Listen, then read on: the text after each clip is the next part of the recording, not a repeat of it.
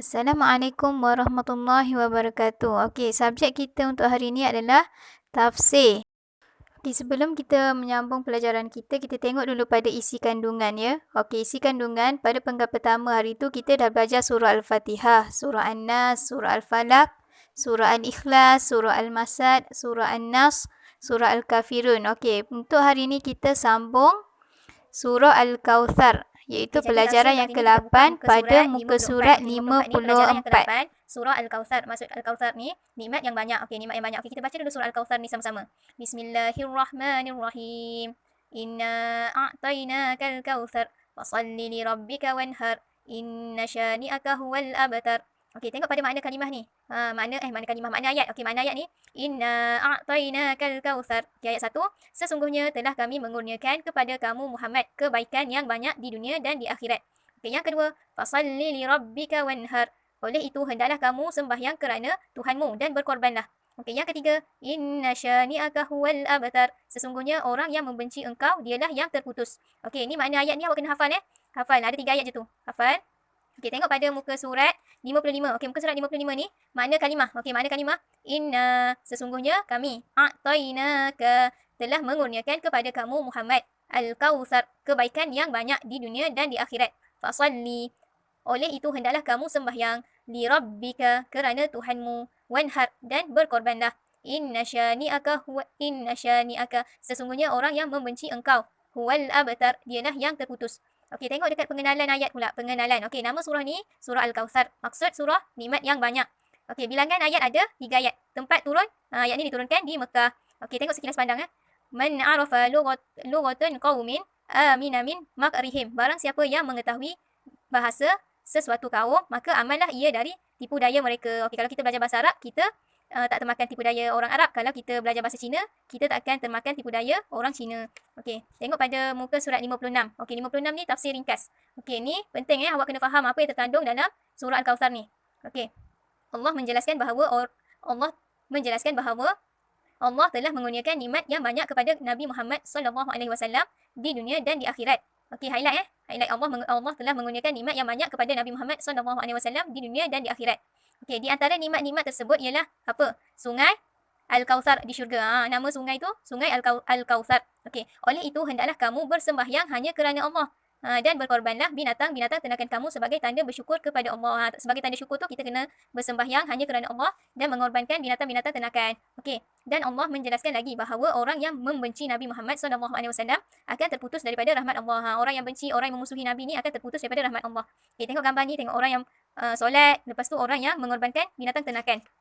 Okey, tengok dekat pengajaran ayat pula muka surat 57. Muka surat 57 ni, okey, kita ada 2 pengajaran ayat. Satu, Allah telah mengurniakan nikmat yang banyak kepada Nabi Muhammad SAW di dunia. Okey, yang kedua, Allah akan mengurniakan nikmat yang lebih banyak lagi di akhirat. Okey, Allah bagi tahu apa? Allah bagi tahu dia kurniakan nikmat yang banyak sangat kepada Nabi di dunia. Tapi Allah akan kurniakan lagi banyak nikmat dekat akhirat. Okey, pergi kepada penghayatan. Okey, penghayatan yang pertama, hanya orang yang bersembahyang dan berkorban dengan ikhlas sahaja yang akan mendapat kejayaan. Orang yang berkorban dan solat dengan ikhlas je akan dapat kejayaan. Okey, yang kedua, sesiapa yang memusuhi Nabi Muhammad SAW dan membenci akan terputus daripada rahmat Allah. Allah tak akan bagi rahmat dekat sesiapa yang membenci dan memusuhi Nabi Muhammad.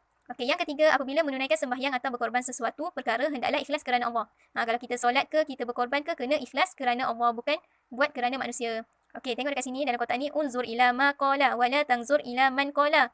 Lihatlah apa yang dia katakan dan janganlah melihat siapa yang mengatakannya. Okey, dekat sini contohlah. Orang bagi nasihat dekat kita, tapi orang tu dia pernah juga buat silap. Okey, tapi kalau teguran dia tu baik, kita kena terima walaupun dia juga pernah buat silap. Kita jangan tengok siapa dia, jangan tengok dia tu orang yang pernah buat silap, tapi terima teguran yang baik daripada dia. Kecuali awak tahu yang dia tegur tu tak baik. Kalau dia tegur benda yang baik walaupun dia bukan orang baik, kena terima. Okey, kita tengok muka surat 58 pula. Okey, 58 ni dah masuk latihan. Okey, latihan. Yang pertama, tandakan betul pada kenyataan yang betul dan salah pada kenyataan yang salah, serta nyatakan alasan. Yang pertama, orang Islam akan mendapat kebahagiaan di dunia dan di akhirat. Betul ke tak? Orang Islam yang akan dapat kebahagiaan dunia dan akhirat. Betul jawapan dia. Okey, alasan dia kerana Allah sentiasa memberi rahmat dan nikmat kepada orang Islam. Okey, yang kedua pula, orang kafir juga akan mendapat pahala di akhirat. Betul ke orang kafir ni akan dapat pahala di akhirat? Salah. Okey, salah. Alasan dia kerana orang kafir memusuhi Islam. Okey, orang kafir ni, kalau dia buat baik dekat atas dunia ni, dia akan dapat kebaikan dekat atas dunia je. Dekat akhirat, dia tak akan dapat pahala. Dia tak sama macam orang Islam. Orang Islam ni buat baik dekat atas dunia akan dapat kebahagiaan, rahmat daripada Allah. Lepas tu dapat lagi pahala dekat akhirat. Tapi orang kafir hanya dapat atas dunia je. Kat akhirat dah tak dapat apa-apa dah. Okey. Yang ketiga, kalimah la ilaha illallah sangat baik disebut dan diulangi. Betul ke salah? Betul. Okey, alasan dia apa? Alasan dia kerana la ilaha illallah adalah kalimah tauhid bagi orang Islam.